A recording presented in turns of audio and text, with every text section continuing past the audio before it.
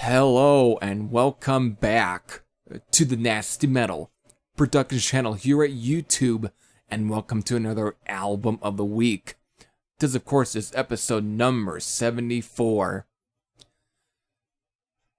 Do I have to even explain on why this is this week's album pick? Do I have to even mention the album? Do I have to mention the band? No, I really don't have to. You know by now, of course, of why I'm picking this as this week's, or this channel's, album of the week pick. You should know why. Is, of course, that it hit its 40th anniversary. So, Back in Black. Where do we actually start with this? Do I even actually go into many explanations on this? Do I have to really do a complete fucking review on the whole entire album, on the music and all of it, since at this point everyone has heard this fucking album? This is, even on radio, whether it be even at stadiums, whether it be even if you had seen Judas Priest on some of their last couple of tours, you probably heard this album get played.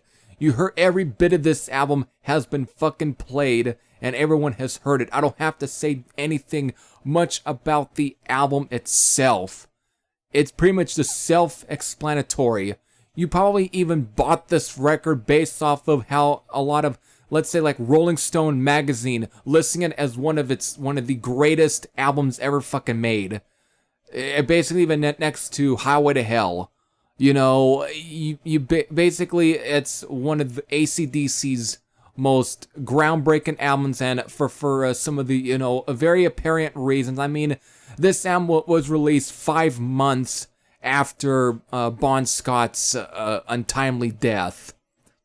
Just released 5 months after his death, and this whole album, with the accolades and so on, basically, it's a success story. It's nothing but a success story, and one of the most surprising and really, and at times very lucky. I mean, AC/DC in many ways were lucky that this album blew up as it did. Of course, I should definitely mention this album really didn't reach the #1 spot, though. It was actually the follow-up album for those about to rock that actually had reached the #1 spot on any Billboard chart. But still, this album brought them a lot of fame, even more fame than before. And for anything, this is one of those stories that not very many bands were able to pull off. It's really, again, that's why we'll say AC/DC were fucking lucky that this album brought them the success that it gave them. It's very lucky. But as far as I know, some of you, since you're tuning in, do also want to at least hear some of my thoughts on Back in Black. You all want to hear my thoughts and so on.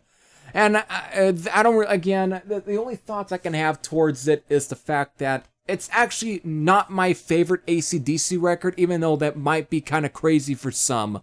And I know that AC/DC is one of my absolute favorite bands, but it's actually not my favorite record. Even though, again, there's some songs in this album that I actually fucking dig. I mean, I do dig Hell's Bells. I dig fucking Shoot the Thrill. I also dig Giving the Dog a Bone. The title track. Have a Drink on Me, and Shake a Leg. Those are definitely my favorite songs off the album. And of course, there's a few other decent songs in here that I also dig. I also do dig What Do You Do for Money, Honey. I also do somewhat dig Rock and Roll Ain't Noise Pollution. And to an extent, I also kind of dig Let Me Put My Love Into You. Even though it's a slower track, it actually does have a pretty cool riff to it. Even though it's really not my absolute favorite song on the album, I guess you can say I've almost have kind of a love-hate, I don't would say hate relationship if I'm kind of saying, but I have an off and on kind of relationship, I was gonna say, with the song. Is at the most part, I dig the music, and the lyrics, whatever. I would just say it's typical when it comes to, of course, with bands trying to seek plenty of attention. I mean, this song did kind of got them put on the was it that Filthy 15 list that the PMRC and fucking Tipper Gore made in the mid 80s or so during that whole the fiasco. That's all of that. That's there, and it was on that fucking list too. But anyway, is that the only other song I actually could live without hearing ever again is actually You Shook Me All Night Long. I mean, at least, Hell's Bells and Shoot the Thrill in the title track, they are played endlessly on radio. Everywhere. Even on TV. They're endlessly played. But You Shook Me All Night Long just takes the cake for the most absolute fucking overplayed AC/DC track. Good God, is it so overplayed. And it really, I wouldn't even say it's their best song. But, I mean, yes, it's got a catchy hook to it, but that's all that is. I know that this is already kind of turning into a little bit of an unpopular opinion video, but I'm just speaking from my honest to God heart here, okay? But again, it's a fine track, but not. I know I just said fine track. I know, but it's just so fucking overplayed at this point. Whatever. I digress. But there, I guess in many ways I almost could stop there. However, I do have to go into some. This is where I think where the video this whole video will definitely get interesting. If you had seen my Album of the Week video on Let There Be Rock, in that video, I kind of went into some details for at least the song Overdose. And I actually mentioned the a person who I had forgot, who somehow I had a problem mentioning because of I forgot the name of the guy who did two AC/DC autobiographies who had released, and it was like definitely I had mentioned a bit of the stuff that he did in one of the biographies. But since before this video, I had to finally do some research to actually kind of to remember the guy's name, and I finally figured out who it was and found out it was Jesse Fink. He did two fucking autobiographies, and how I knew about this guy was, of course, in that my portion of that Let There Be Rock Album of the Week video. He was on Chris Jericho's Talk Is Jericho podcast, and on that podcast, he of course said again he talked about that he had at that point he had done two autobiographies. One was AC/DC, the story of how the Youngs built AC/DC, and then the second book was The Lost Highway, The Untold Story of Bon Scott and Back in Black. And this is where I think I'll probably do a lot more mention from, of course, the Untold Story, the Untold Story autobiography, because he definitely talked quite a bit of what he put into that book on Chris Jericho's Talk Is Jericho podcast. He, of course, had made of course, when it comes to digging and so on, he actually dug up a lot of. I mean, I knew about the rumors for years that Bon Scott had some input and writing for Back in Black, the album itself, that he had plenty of input on it when it comes to lyrics and so on. However, those rumors began to actually seem to really, like the veil was starting to really, like the curtains was starting to unveil itself a bit more. Like these rumors really start to now sound that they actually could very well be true, that Bon might have really had quite a bit of input on this album. I mean, for years after hearing the rumors and hearing from just people talking on videos and so on, like in the comments section of any fucking song from Back in Black, that that this definitely had to have been written by him, starts to sound like it actually was very true. And it definitely also comes down to some of the certain songs on this album. For one, Hell's Bells, I think, was one that was kind of was hinted there, with a lot of the phrasing for a lot of the lyrics in the song definitely seemed to be very, very Bon Scottish in many ways. And of course, then you have, what was the other one on this album that apparently had plenty of that going on? I'll get to the big one. And it's already for a track that I already just had a pretty unpopular opinion for. But one of the ones I think they also had kind of was talked about was even Back in Black. There's over years it's been kind of already, according again to from either Brian Johnson, of course, saying in plenty of fucking interviews, saying that that the song Back in Black was a tribute to Bon. However, in the same video, in the podcast, Jesse Vink apparently went on and said that that's not true. Apparently disputing those claims that it's not a tribute to Bon Scott. Instead, it's actually about money.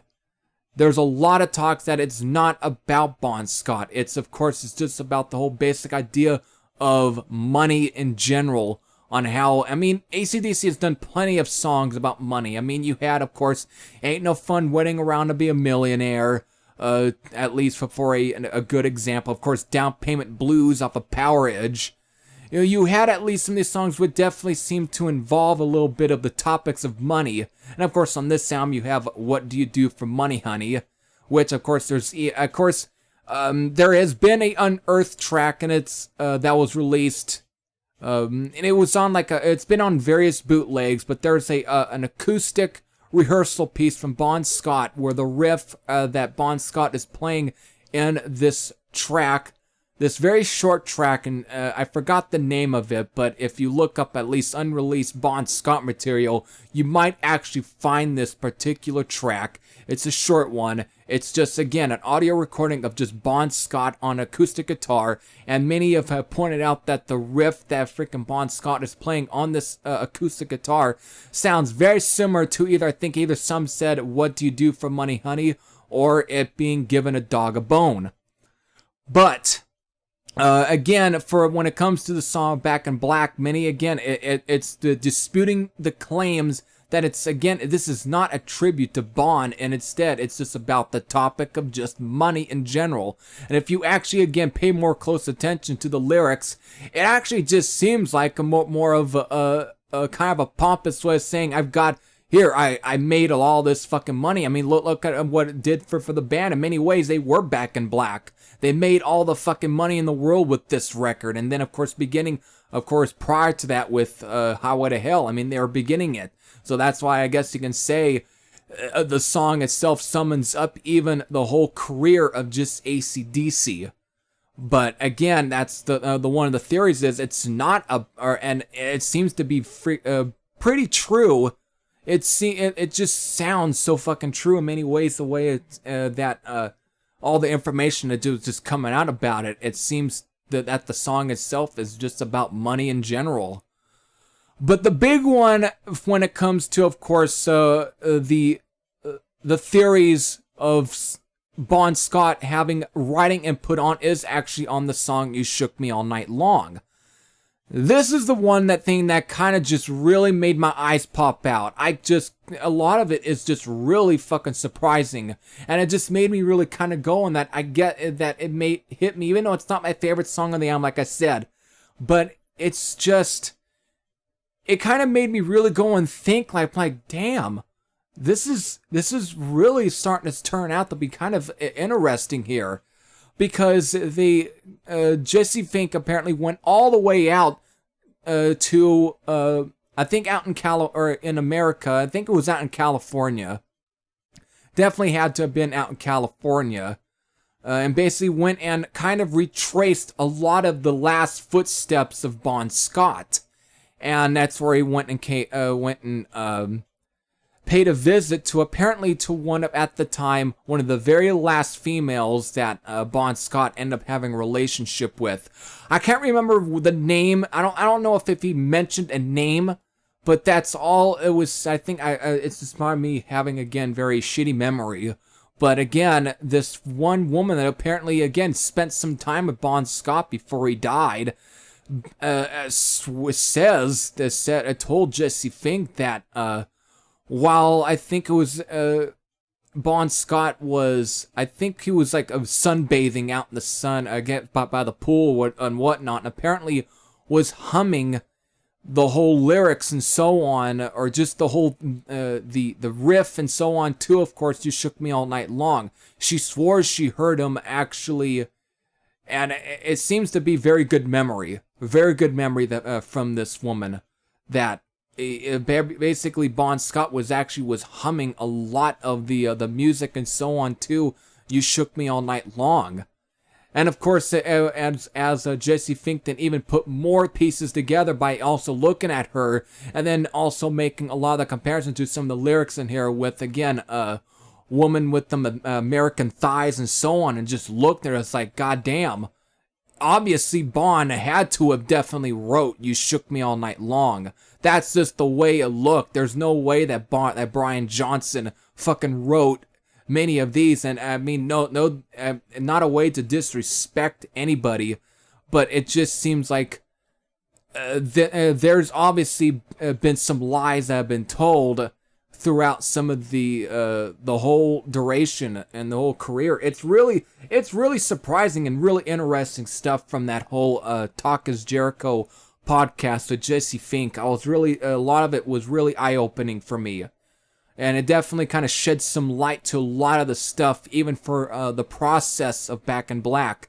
I mean, of course, it's also been said that Bon Scott was even right, that some of these lyrics had to have also been written in his notebook, because apparently, again, Bon Scott apparently would keep a notebook around him, and whenever time, I guess, if he thought of something, he would immediately write it down in there, and eventually some of those would get put into a AC/DC track.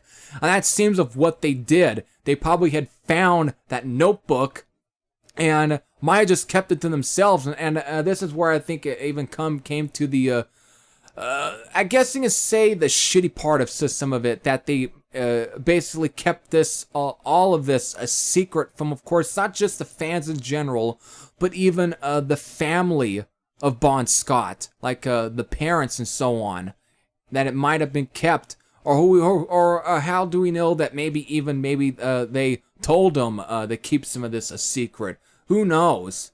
But it seems like, I mean, if you also put together a lot of the fact that the timing that Back in Black was even released. I mean, again, 5 months after, of course, after the death of your former singer, who you've spent 5-6 years with. You know, you spent 5 to 6 years with this guy touring and recording with, and of course, after his death, without taking a break, you're then back in the studio and now release 5 months later a record, and it basically makes you millionaires. It puts you on that and it just brings you even higher in popularity, and it just brings you all of this success. And in many ways, you were close, and with Highway to Hell, they were so fucking close with Bon Scott getting this, all of this success. They were so fucking close, with all of this success, and then, of course, the untimely death, and now they're getting success with this new guy, which a whole lot of the people around the world didn't even know who Brian Johnson was, or other than maybe a select few in Europe who knew who he was due to the fact of him being in the band called Geordie. So basically, it's all it's just something, but still, if you put a lot of it, now Angus is probably not a bad guy, okay? Any of the guys in AC/DC, they're not terrible people. Unless you count fucking Phil Rudd. But still, you see that some of these guys probably are not terrible people. But if you really, let's say it like this. Let's say if they did release Back in Black, and instead of listing Brian Johnson as one of its writers, they do list Bon Scott as one of its writers. Let's say they do that. Now all of a sudden, you do have to give royalties to, of course, the family, but then there might be the theory or the scenario that the parents are probably going to get very iffy and really fucking a little PO'd at you, basically, with why. It basically seems like, so what, you're now just going to make money off of our son's death. So let's have me put in that scenario and put in the minds of that, let's say they were thinking of that. If that is what they were thinking of, why it is on why not making Bon Scott one of the writers, or at least one of the composers for the album. Let's put in the mindset of that. Is that kind of attention you actually would want for it? Then it just brings bad publicity. I mean, AC/DC, this is, when you look at the guys, they obviously are some of the people that, while they don't mind a couple of some bad publicity, as long as it's publicity that is fucking really profuse, I'm already gonna fuck up a word anyways, but just, preposterous, so ridiculous when it comes to that. I mean, the whole satanic panic, many people, Christians, deeming AC/DC as cultists, or basically, or black magic kinds of people who perform black magic, or some bullshit. And of course, then the whole stuff with Rich Ramirez, I don't think they completely hate that kind of publicity, but when it comes to publicity of basically trying to make profit off of somebody's death, then that can become a problem. I mean, of course, it does become even more of a problem that a year later, that Atlantic Records themselves decide to reissue Dirty Deeds Done Dirt Cheap and release it in the United States, since it was never released in the United States when it was initially released in 1976. That's, of course, is another big, a big problem there. However, that's from Atlantic Records doing that, and not maybe solely on the members of AC/DC. However, still, that's still very different compared to the idea, let's say, basically acknowledging Bon Scott as one of the writers for the album Back in Black, and making him and basically making him one of the actual writers for the album, basically crediting him as a writer, and then thinking that that's what kind of attention are you going to then get from, of course, the parents of Bon? And it seems like, was this a way? I don't think that this was meant as a way to actually disrespect any of the parents for Bon Scott's parents. I think it was a way to disrespect them in many ways. I mean, it seems like that if they did credit Bon as a writer, was it really as a way to disrespect the parents, or maybe as a way of just trying to keep it a secret because of they actually they felt that highly of his parents and didn't want to bring any other extra attention to them, and wanted to keep every bit private, as so on. So really, you look at that and you put in those scenarios and all those pieces together and all that, then you actually end up coming up with a bit of a easy compromise, and go by, it's like you then understand probably why with their decision of not crediting Bon Scott as a writer for the songs on Back in Black, or at least some of the songs that that apparently he had some input in. So you really kind of coming down to a lot of that.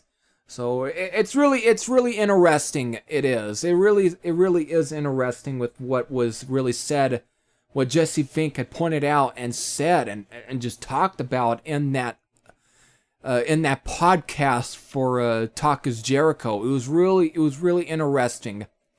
But either way, with all of that fucking stuff that I had said throughout here, which is definitely one of the main reasons when also doing this video, I was definitely really wanting to also kind of talk about and mention, and I mean it took up a chunk of this, but I really wanted to kind of mention a lot of that. It's really interesting, but still, with all of that stuff behind whether or not it really is true or not, even though with a lot of the stuff that was said, it really does make it seem like it is pretty freaking true, and it really is interesting. Still, Back in Black definitely served to be one of served as one of the hugest building blocks for AC/DC. I mean, this was definitely definitely considered one of the greatest success stories for anybody in the world of music or entertainment in general. Nobody, it's one of those, really one of the most success stories. That's probably the best way I can put it. I'm trying to come up with anything else, but I really can't. It's just one of the most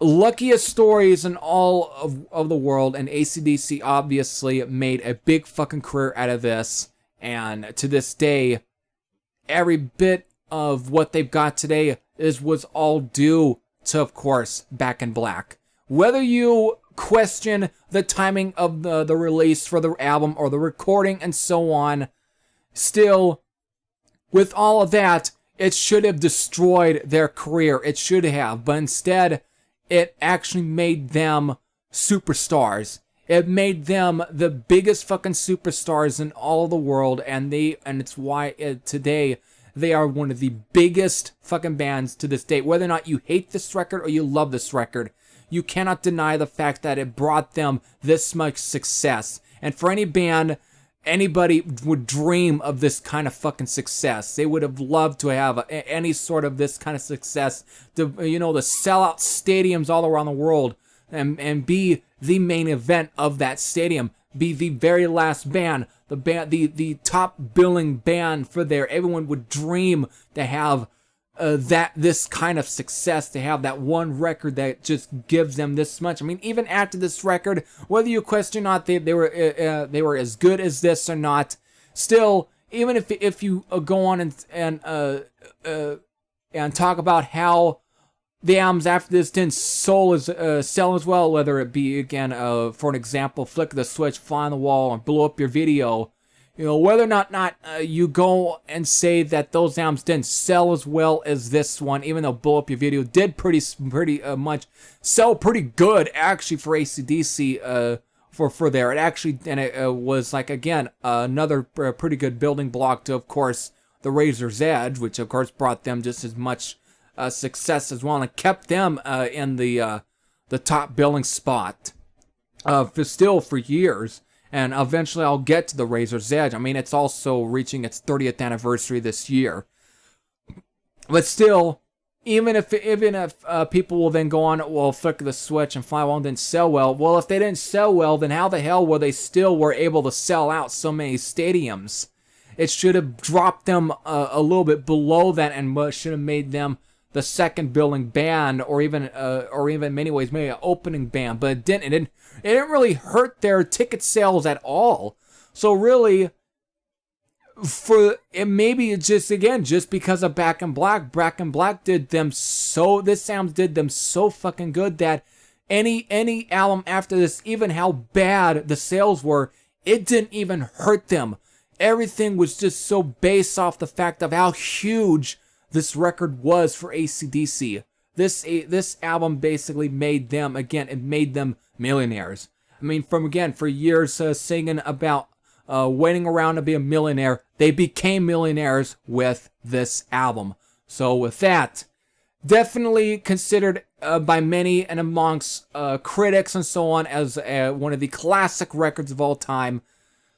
And definitely for those who grew up with this album, definitely let me know what were your thoughts. What were your memories of this album when it first came out? And for those who are beginning to be new to this band and are wanting to look for a record to get into, and especially when it comes to the Brian Johnson era, I will have to say this isn't a bad album to start with. I mean, this is basically, can be said, it's basically is a beginner's record, basically. It's a beginner record for those who want to get into AC/DC, and it's a beginning record for those who want to get into the heavier stuff, the more the hard rock and the heavy metal, all that stuff. It's a pretty good beginner's record who wants to test the water and see if they can like harder and heavier kind of stuff. Because it does have a bit of a heavy bite to this album. So with that, I hope y'all enjoyed. This is Heavy Thrasher Sam out, and I'll see y'all later. Take care, everyone.